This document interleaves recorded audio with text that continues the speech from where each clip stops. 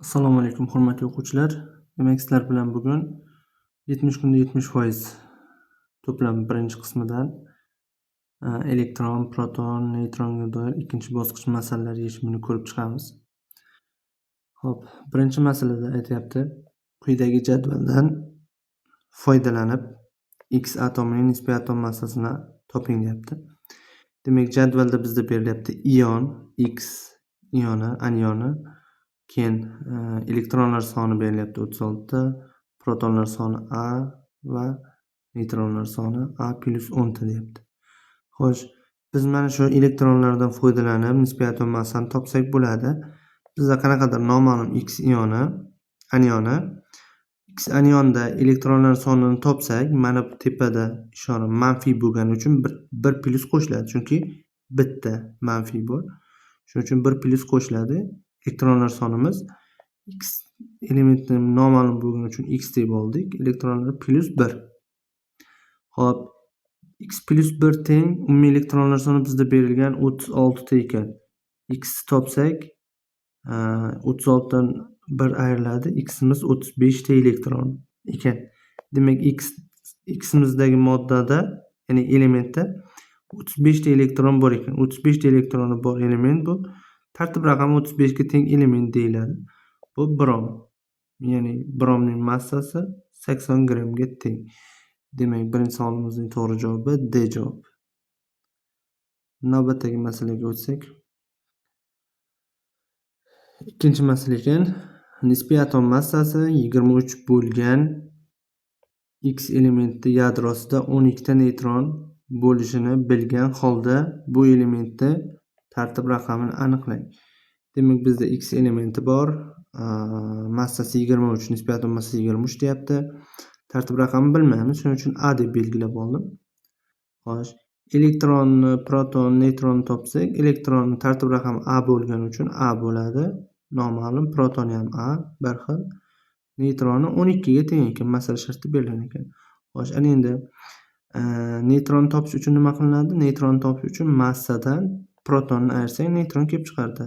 Xo'sh, bizda massa 23, protonimiz A va neytronimiz 12 ga teng, masala sharti berilgan. Demak, 23 dan A ni ayirsak 12 kelib chiqar ekan. A nechiga teng desa, A teng 23 minus 12. Demak, A'miz 11 ga teng ekan. A bu nima edi? Bu moddaning tartib raqami, protonlar soni va elektronlar soniga teng edi.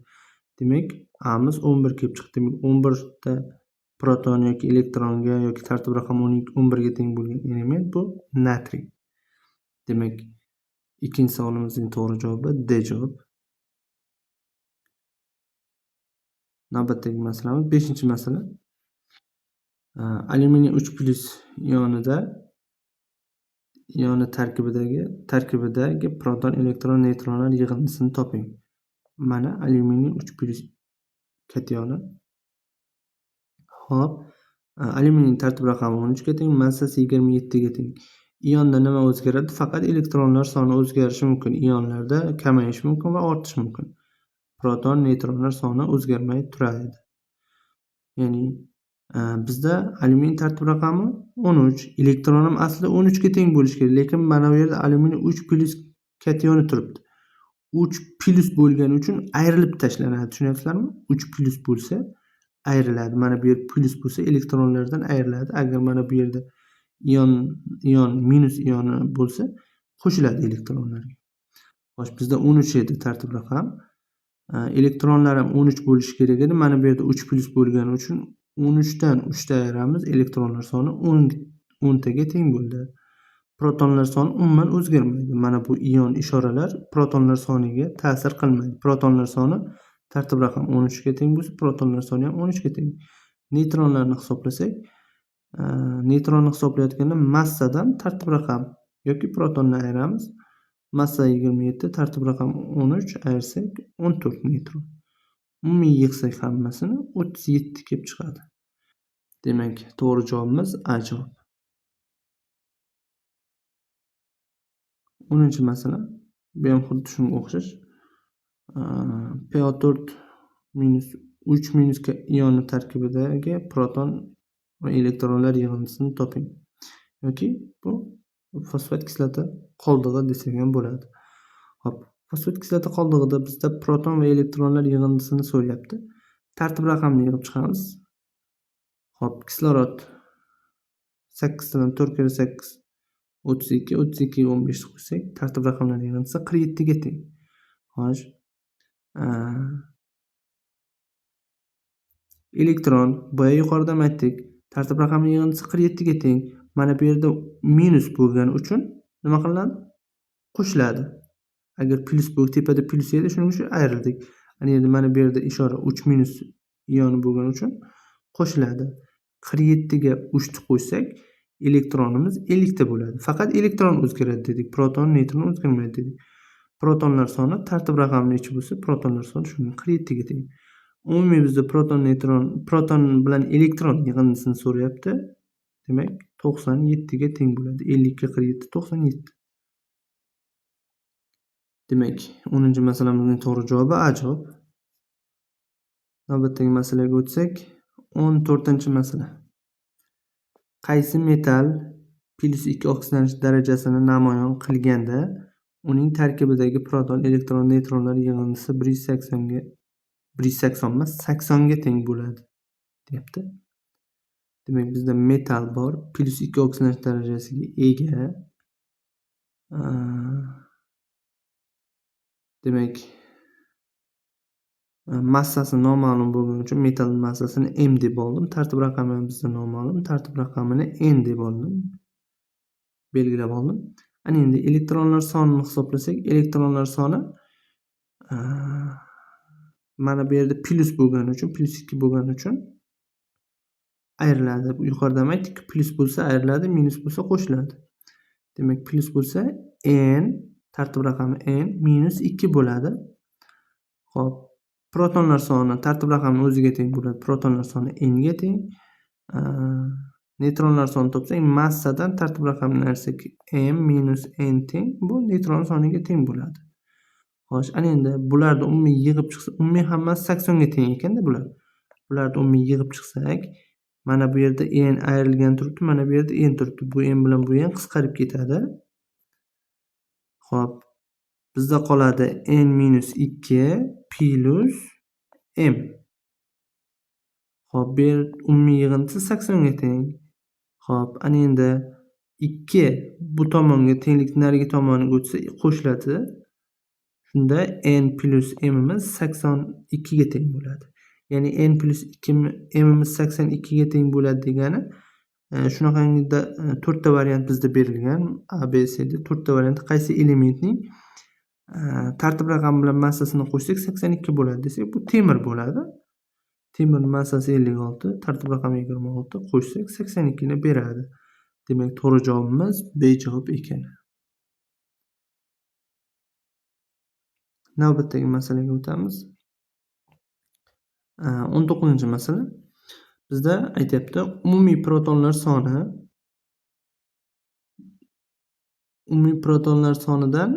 umumiy neytronlar soni katta deyapti va umumiy elektronlar soni ham, ya'ni umumiy protonlar sonidan umumiy neytronlar soni katta deyapti va umumiy elektronlar sonidan ham umumiy neytronlar soni katta deyapti. Bu tomonga qarab turibdi. Neytronga qarab, bu tomon protondan ham neytronga qarab turibdi. Demak, ion tarkibida elektronlar soni ham, protonlar soni ham neytronlar sonidan kichik bo'lgan. Shu ifoda to'g'ri keladigan ionni toping deyapti bizda. Xo'p, bu yerda kaliy ionni olamiz. Misol uchun 4 ta variantdan qo'yib chiqamiz. Misol uchun masalada kelsa yoki testga kelsa, 4 ta variantdan qaysi qo'yib chiqamiz. Qaysi birini neytronlar soni elektronlar sonidan ham, protonlar sonidan ham katta bo'lsa, demak o'sha variantni olamiz. Xo'sh, bu yerda kaliyni oldik. Kaliy kationini 39 massasi, tartib raqami 19. Elektronlar sonini topsak, hop, elektronlar soni mana bu yerda plyus bor. Bu yerda plyus 1 bor degani, plyusni o'zi turibdi. 19 dan plyus bo'lgani uchun ayriladi. 1 18. Elektronlar soni 18 ga teng. Protonlar soni 19 tartib raqamining o'ziga teng bo'ladi. Protonlar soni o'zgarmaydi ionda. Neytronlar soni 39 dan tartib raqami 19 bersak, neytronlar soni 20 ga teng. Xo'sh, shuning uchun mana protonlar sonidan ham neytronlar soni katta va elektronlar sonidan ham neytronlar soni katta bo'lgani uchun strelka ikki tomondan ham neytronga qaratib qo'yilgan. Demak, to'g'ri javobimiz A javob bo'ladi 19-savolda. Navbatdagi masalaga o'tsak, 24-masala. 24-masalada aytyapti, qaysi birikmada protonlar va neytronlar nisbati 1 ga 1 teng. Xo'p, javob variantlarini qo'yib chiqish kerak. Aslida masalada kelganda men karbondangitni oldim. Xo'p, karbondangitning massasi 44 ga teng, tartib raqami 22 ga teng. Protoni tartib raqamiga teng 22, neytroni massasidan tartib raqamini ayirsak, karbondangitda 44 dan 22 desak, baribir 22. Demak, protoni ham 22 ga teng ekan, neytroni ham 22 ga teng ekan. 22 ikkalasi ham eng kichigiga bo'lish kerak. Aslida nisbatga olish uchun 2 ta va 3 ta son kelsa, eng kichkinasiga bo'lib hammasini eng kichkinasiga bo'lib turib nisbat olish kerak aslida. Bu yerda ikkalasi ham 22 bo'lgani uchun 22 ga bo'ldim. 1 ga 1 nisbat kelib chiqdi. Demak, B javob, ya'ni karbondangidridimiz to'g'ri javob ekan. Navbatdagi masalaga qarasak, 29-masala. Xo'p.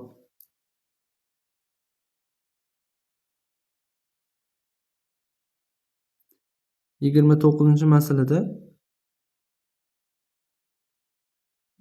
biroz to'g'rilab olaylik. 29-masalada 11,2 litr 11,2 litrda normal sharoitda 42,4 ko'paygan 10⁻23 ta elektron bo'lgan gazning formulasini toping deyapti. Biz Avogadro soniga berilgan sonni oddiy songa o'tkazib olamiz. Ya'ni 42,4 10⁻23 da Avogadro soni 6,02 10⁻23 ga bo'lsak, 7 ta elektron kelib chiqadi. Bu degani 11,2 litrda 7 ta elektron bor ekan, bizning normal sharoit berilgan.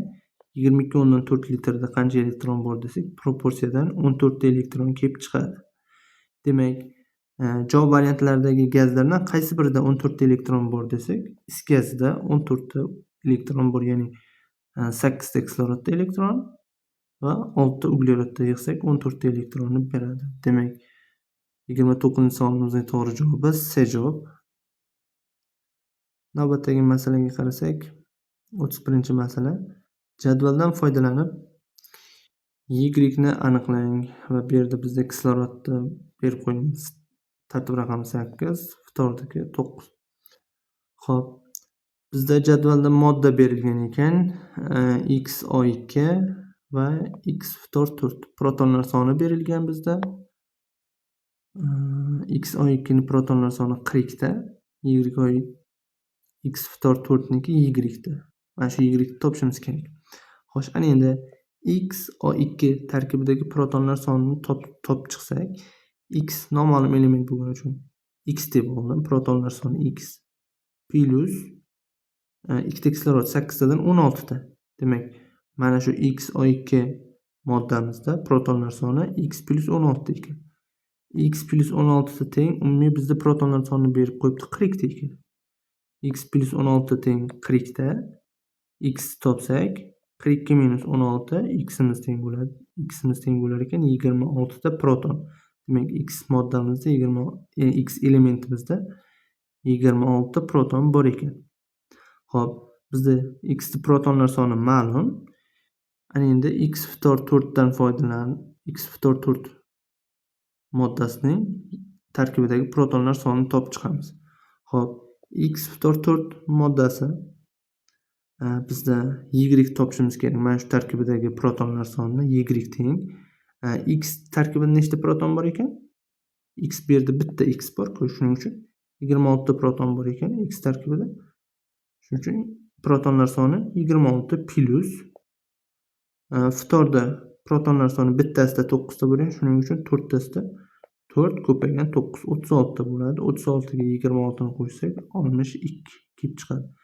Demak, X-fitor 4 moddamizda Y protonlar soni 62 ta ekan. Demak, to'g'ri javobimiz B javob. Navbatdagi masalamiz 36-masala. Mol nisbati 3:1 bo'lgan ammiak va fosfin tarkibidagi neytronlar soni ayirmasi 3 ga teng bo'lsa, aralashmaning mol yig'indisini toping. Xo'p, bizda ammiak bor, fosfin bor. Mol nisbati 3:1 berilgan. Ammiakniki 3 mol, fosfinniki 1 mol deb oldim. Nisbatga mos holda umumiy 4 mol bo'ladi. Neytronlar sonini topsak, ammiakda 7 ta neytron bor. Shuning uchun 1 molda 7 ta neytron, 3 molda 21 ta neytron bo'ladi. Fosfinning 1 molida 16 ta neytron bor. Xo'p, neytronlar ayirmasi 21 dan 16 ni ayirsak 5 kelib chiqadi. Demak, umumiy miqdorimiz qancha?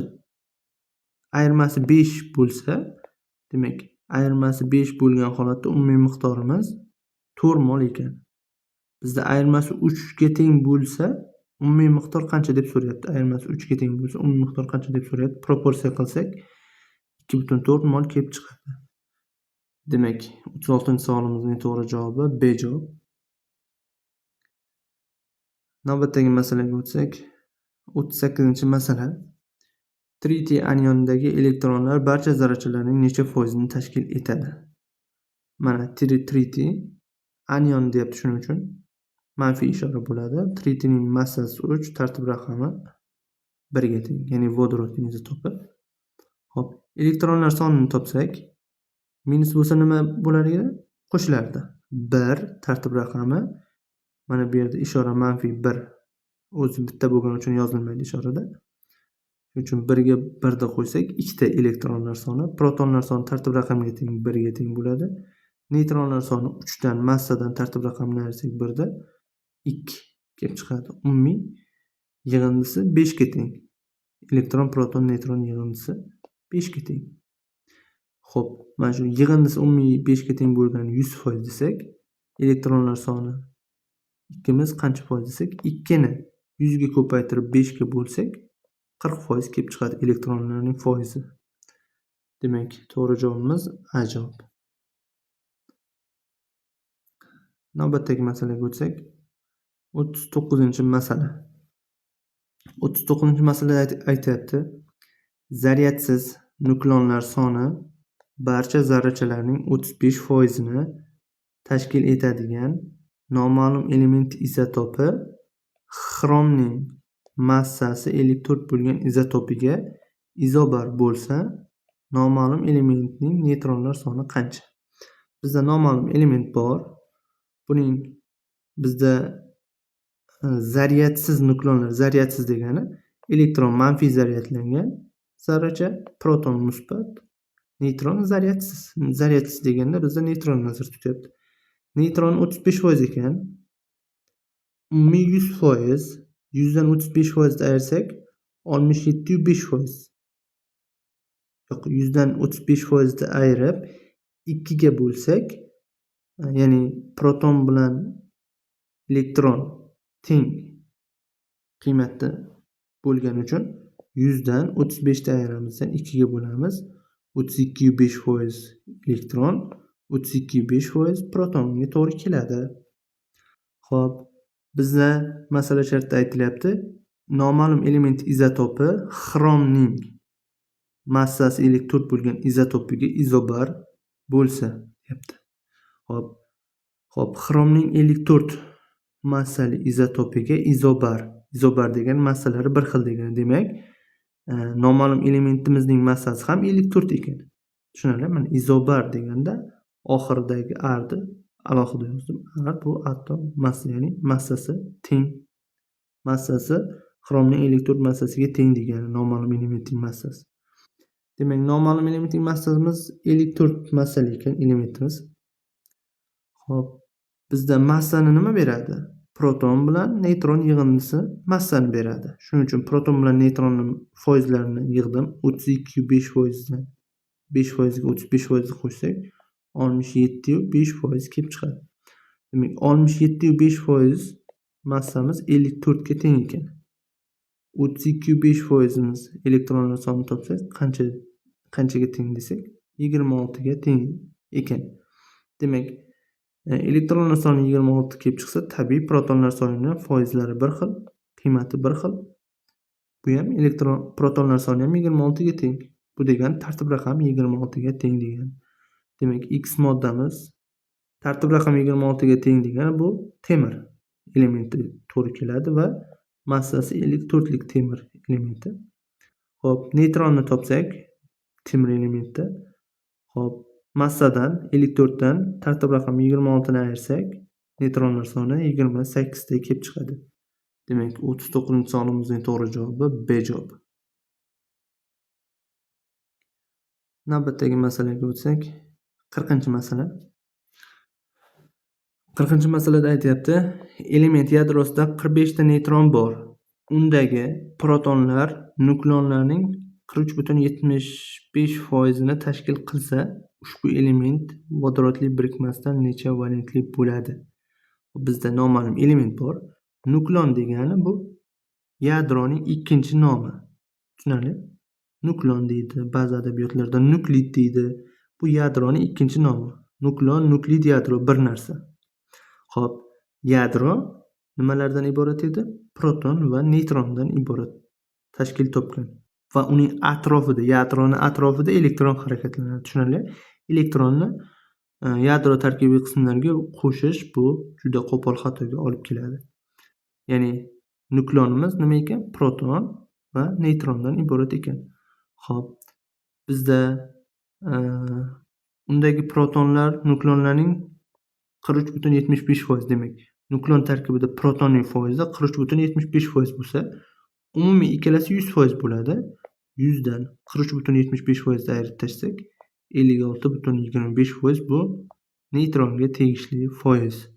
Xo'p, ana endi bizda masal shartda berilgan element yadrosida 45 ta neytron bor. Neytronlar soni 45 ta ekan. Mana neytron foizini to'g'risiga 45 ta yozdim. Neytronlar soni 45 ta. Shundan foydalanib proporsiya qilsak, 45 ta 43,75 ga ko'paytirib 56,25 ga bo'lsak, protonlar soni kelib chiqadi. Demak, protonlar soni 35 ta ekan. Demak, 35 ta proton degani bu tartib raqami 35 bo'lgan element degani. Bu brom. Bromga to'g'ri keladi. Xo'p, bromning vodorodli birikmasi H bromid bo'ladi. Bunda vodorodli birikmasida necha ushbu element vodorodli birikmasida necha valentli bo'ladi deyapti. Demak, H bromidda brom 1 valentlik namoyon qiladi. Demak, 40-savolimizning to'g'ri javobi B javobi. 41-masalaga qarasak, noma'lum element tarkibida 35,3% neytron jami atom zarrachalariga nisbatan mavjud deyapti. Undagi proton va elektronlar yig'indisi neytronlar yig'indisidan 10 taga ortiq bo'lsa, ya'ni 10 taga ko'p bo'lsa deyapti. Noma'lum elementni aniqlang deyapti. Demak, bizda noma'lum element elektronlar bor, proton, neytron bor. Bizda neytronni foizini beryapti. 35,3%. Jami 100% bo'lsa, 3 tasi elektron, proton, neytron, 3 tasi 100%. Neytronni foizi 35,3%. 100 dan 35,3% ayirib 2 ga bo'lsak, chunki elementlarda ionlardan tashqari faqat ionda proton bilan neytron soni har xil bo'lishi mumkin. Qolgan barcha moddalar, atomda, elementlarda elektron, proton, neytron soni bir xil qiymatga ega.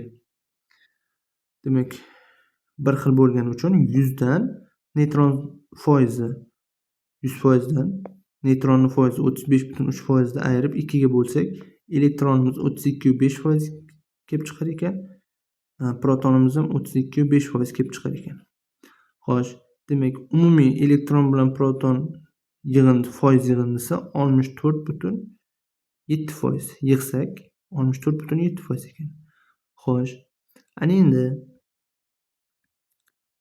bizda undagi proton va elektronlar yig'indisi neytron yig'indisidan 10 taga ko'p. Xo'p, mana bu elementda biz neytronlarning aniq sonini bilmaymiz. Shuning uchun x deb oldim mana. Neytronning foizini to'g'risiga neytronni qiymatini x deb oldim. Neytronni proton va elektronlar yig'indisi neytron yig'indisidan 10 taga ko'p deyapti. Ana endi mana bu yerda proton va elektronlar yig'indisi foizini yig'dim-ku 64.7.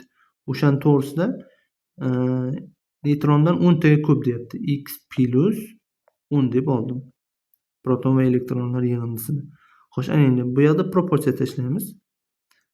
Xo'p, ya'ni tenglama bo'lib ketadi. Xo'p, x ni 64.7 ga ko'paytirdim. 64.7 x bo'ldi. Xo'p, mana bu x plus 10 ni 35.3 ga ko'paytirsam, birinchi x ni ko'paytirsam 35.3% ga 35.3 x plus 10 ni 35.3 ga ko'paytirsam 353. Xo'p, 64.7 x dan 35.3 x ayirsam 29.4 x teng 353 x topsam 353 ni 29.4 x ga bo'lsam x 12 kelib chiqar ekan. Ya'ni x deb biz nimani belgilab oldik? Neytronlar sonini. Demak, 12 ta neytroni bor element bu variantlarda, ya'ni magniy ham bo'lishi mumkin, lekin javob variantlarida natriy berilgani uchun demak, natriy bo'ladi. To'g'ri javobimiz C javob.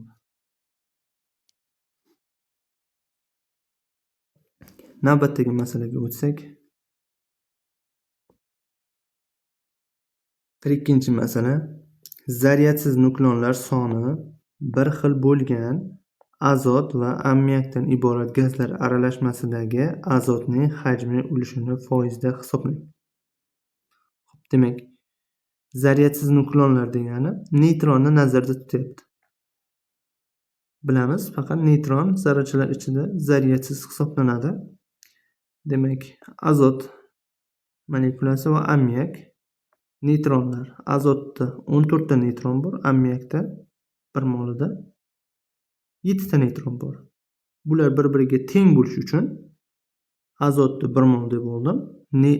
Ammoniakda 2 mol deb olsam 2 ko'paygan 7, bu ham 14 ta neytron. Ikkalasi ham 14 tadan neytron to'g'ri keladi. Shuning uchun shunda neytronlar soni teng bo'ladi. Xo'p, demak, miqdori azotda 1 mol bo'ldi, ammoniak 2 mol bo'ldi, umumiy jami 3 mol. Xo'p, gazlar aralashmasidagi azotning hajmiy ulushini foizda hisoblang deyapti. Hajmiy ulush mol ulushga har doim teng bo'ladi. Demak, mol ulushni topsak ham hajmiy ulush qiymati bizga kelib chiqadi. Shuning uchun mol ulushni topsak, demak, javobimiz kelib chiqadi. Umumiy azot 1 mol, ammoniak 2 mol, umumiy 3 mol. 3 mol 100% bo'lsa, hop, bizda azotning hajmiy ulushini so'rayapti.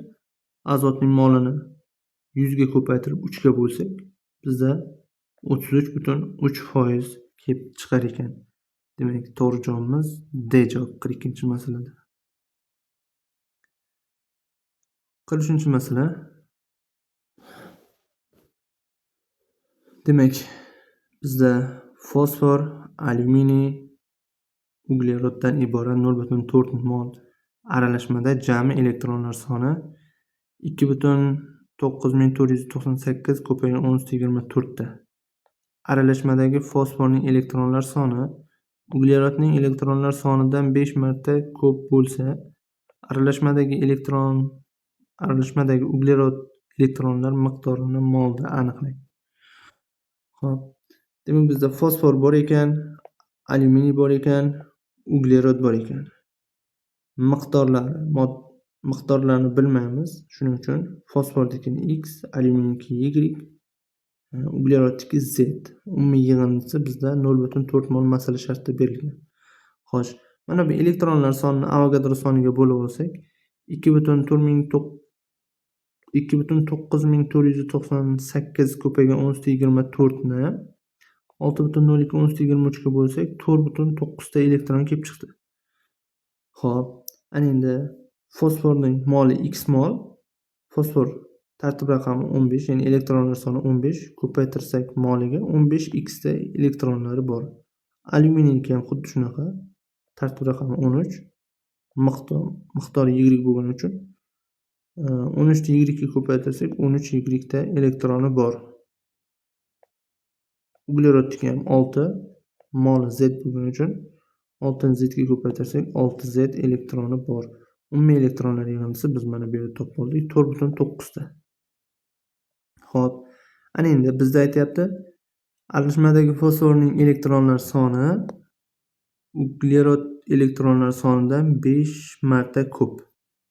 Bu degani fosforning elektronlar sonini uglerod elektronlar soniga bo'lsak 5 kelib chiqadi degan.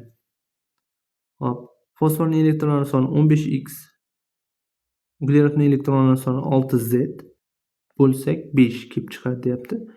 Mana shu tenglamadan x bilan z ni bog'liqligini topib olamiz. Hop, 5 mahriji ko'payadi. 15x teng 5 kara 6 30z. X topsak 2z, ya'ni x teng 30z ni 15 ga bo'lsak 2z. Demak, x imiz teng ekan 2z ga. Xo'p, mana bu yerda x plus y plus z imiz 0.4 ga teng edi. Xo'p, elektronlar yig'indimiz 15x plus 13y plus 6z teng 4.9 ga teng. Ana endi x imiz 2z ga teng ekan. Demak, mana bu yerdagi x ni o'rniga 15x, mana bu yerdagi x larni o'rniga 2z ni olib borib qo'yamiz. Shunda x ni yo'qotib ikki noma'lumli tenglamalar sistemasiga olib kelamiz. Xo'p, demak x imiz 2z ga teng ekan. Mana bu x ni o'rniga 2z ni olib qo'yamiz. 2z plus y plus z teng 0.4 bo'ldi. Xo'p, ana endi mana bu 15x bor-ku, o'shani x ni o'rniga 2z ni olib borib qo'yamiz. 2z 15 ga ko'paytirsa 30z bo'ladi. Plus 13y ni o'zi ko'chadi. 6z ni o'zi ko'chadi. Umumiy yig'indisi 4.9 ga teng. Xo'sh, mana bunda endi 2z plus y plus z. Jami z larni yig'sak 3z plus y teng 0.4 bo'ladi. Pastdagisi ham 30z bor, bu yerda 6z bor. Umumiy yig'sak 36z plus 13y teng 4.9 ga. Hop, bu yerda biz y ni yo'qotib olish uchun tepadagi sistemani 13 ga ko'paytirib yuborsak, 13 da y ko'paytirib 13y, pastdagi 13y dan sistemani bir-biridan ayirsak, 13y ayirsa 0 bo'lib ketadi. 13 ni 3z ga ko'paytirsak 39z, 39z dan 36z ni ayirsak 3z qoladi. 3z qoladi. Xo'p, 13 ni 0.4 ga ko'paytirib 4.9 da ayirsak 0.3 kelib chiqadi. Demak, 3z teng 0.3. Z topsak 0.3 ni 3 ga bo'lsak z imiz 0.1 kelib chiqar ekan. Demak, z 0.1 kelib chiqsa, mana tepadagi sistemani o'rniga olib borib qo'ysak, z ni 0.1 ni 3 ga ko'paytirsak 0.3, jami 0.4. 0.4 dan 0.3 ni ayirsak, y imiz ham 0.1 kelib chiqar ekan. Ana endi y 0.1 kelib chiqdi, z imiz 0.1 kelib chiqdi. Mana bu yerda x imiz teng edi 2z ga. Ana shundan foydalanib x ni molini topib olsak, miqdorini, x imiz 2z ga teng bo'lsa, z imiz 0.1 edi. X imiz 2 ko'paygan 0.1 desak 0.2 ekan miqdori, x imizning miqdori. Xo'sh, endi bizda masala shartda uglerod elektronlar miqdorini so'ragan. Uglerodimiz miqdori bizda 6z edi masala shartida. Demak, z imiz 0.1 kelib chiqdi. 0.6 ko'paytiramiz 0.1 ga, demak 0.6 mol elektron bor ekan uglerod tarkibida.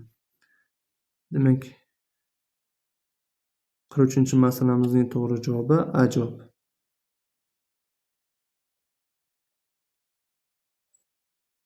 navbatdagi masalaga o'tsak. Demak, 45-masala 0,25 mol miqdordan olingan X, Y2 va AX, Y3 birikmalarida mos ravishda 5,75 Avogadro va 8 Avogadrodan elektron bo'lsa, X ni toping. X va Y elementlari bitta davrda berilgan tartibda ketma-ket joylashgan. Bizda mana shu kalit so'z. X va Y topib olish uchun. Demak, X, Y2 da 0,25 molida 5,75 Avogadro elektron bor ekan. 1 molda qancha desak, proporsiyan 23 ta elektron bor ekan. Xo'p, ana endi AX, Y3 da 0,25 molida 8 Avogadro elektron bor ekan. 1 molida proporsiya qilsak 32 Avogadro elektron bor ekan. Xo'sh, ana endi bizda aytayapti masala shartida X va Y elementlari bitta davrda berilgan tartibda ketma-ket joylashgan deyapti. Bitta davrda ketma-ket, izma-iz joylashgan deyapti. Xo'p, ana endi elementlardan o'sha davrda elementlarni o'rniga qo'yib ko'rishimiz kerakki, X, Y2 formulasiga mos kelishi kerak va elektronlar yig'indisi 23 ga teng bo'lishi kerak ekan. Xo'p, men X ni azot dedim, Y ni kislorod dedim. Azot, undan keyin kislorod bitta davrda joylashgan, ketma-ket. Formulasiga kelsak, X azot bo'lgani uchun azot bitta va Y kislorod bo'lgani uchun kisloroddan 2 ta yig'sak, elektronlari 23 ta elektron beradi. Demak, mana shu bizga mos kelar ekan. Demak, X imiz azot ekan, Y imiz kislorod ekan. Xo'p. Ana endi X imiz azot, Y imiz kislorod bo'lsa, mana bu A X Y3 moddamiz. A miz hali ham noma'lum. X imiz azot, Y imiz kislorod bo'lgani uchun O3. Demak, A NO3 bo'ladi.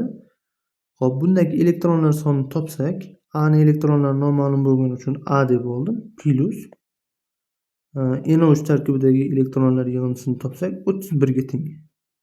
Xo'p, bizda AX Y3 tarkibida umumiy elektronlar yig'indisi nechta bo'lishi kerak edi? 32 ta edi. Demak, A plus 31 teng 32. A miz teng edi.